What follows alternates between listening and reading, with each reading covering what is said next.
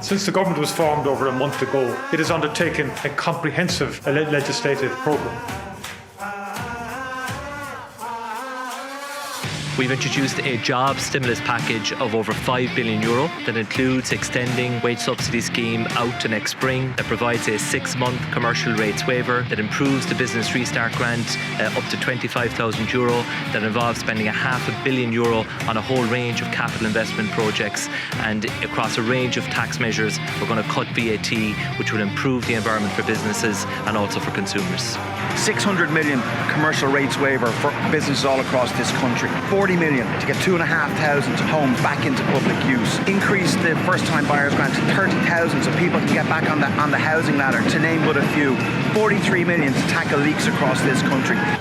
We launched the roadmap to the safe reopening of our schools, along with a substantial package of 375 million plus to ensure that the resources and the supports will be put in place. In agriculture, we've agreed extra CAP funding for Ireland at a time when the CAP budget was cut, agreed a budget which is 49 million extra. We've reversed the cuts to the disability sector of €20 million. We've launched the Tracker app, which more than 1.4 million people have downloaded and are using. Thank you so much.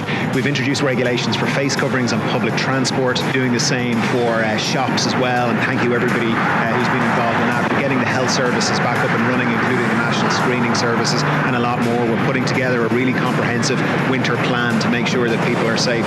We're looking at joining up health and homeless supports for people who are at risk in the coming months, building on a lot of great work that's been done so far.